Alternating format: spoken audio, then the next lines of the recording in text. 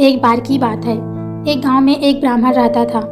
वह सुबह उठता, नहाता, पूजा करता, खाना खाता और फिर सो जाता था। उसके पास किसी भी चीज़ की कमी नहीं थी। एक बड़ा खेत, खाना पकाकर देने वाली सुंदर सी पत्नी और 2 बच्चों का अच्छा परिवार था। सब कुछ होने के बाद भी ब्राह्मण के घर वाले एक बात से बहुत परेशान थे। वो बात यह थी कि ब्राह्मण बहुत आलसी था। वो कोई भी काम खुद नहीं करता था और दिन भर सोता रहता था। एक दिन बच्चों का शोर सुनकर ब्राह्मण जाग गया और उसने देखा कि उसके दरवाजे पर एक साधु महाराज आए हैं। ब्राह्मण और उसकी पत्नी ने साधु महाराज का स्वागत किया, उन्हें भोजन कराया और भोजन के बाद ब्राह्मण ने साधु की शुभ सेवा की। साधु महाराज उनकी सेवा से बहुत प्रसन्न हुए और उन्हें वरदान मांगने को कहा।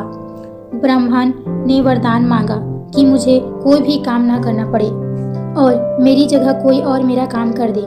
तब साधु उसे वरदान में एक चिन्ह देते हैं और साथ में यह भी कहते हैं कि चिन्ह को हमेशा व्यस्त रखना, अगर उसे काम नहीं दिया तो वो तुम्हें खा जाएगा।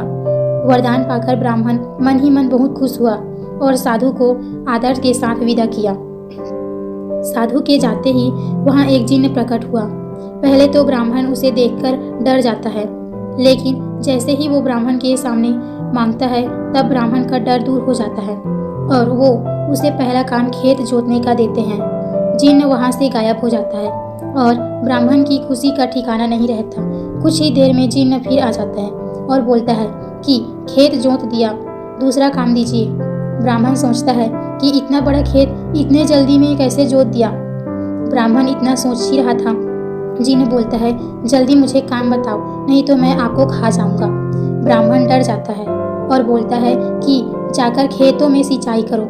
जिन्न फिर वहाँ से गायब हो जाता है और थोड़ी ही देर में फिर आता जाता है।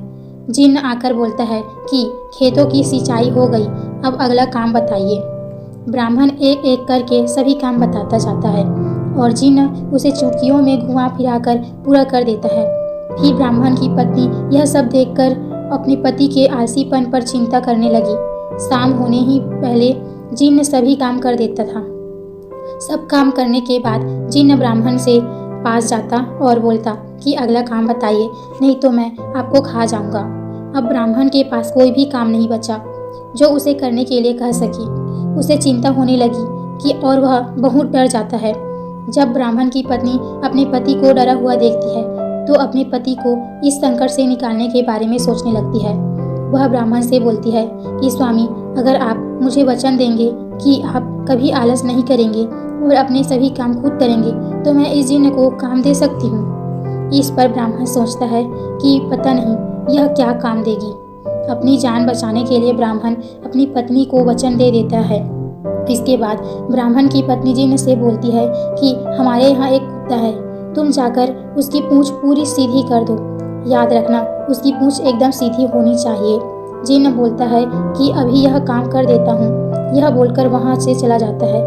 लाख कोशिश के बाद भी वह कुत्ते की पूंछ सीधी नहीं कर पाता और हार मान लेता है। हार कर जिन्न ब्राह्मण के यहाँ चला जाता है। उस दिन के बाद ब्राह्मण अपने आलस को छोड़कर सभी काम करने लगता है और उसका परिवार खुशी खुशी रहने लगता है। तो हमें इस कहानी से यही शिक्षा मिलती है कि हमें कभी आलस नहीं करना चाहिए।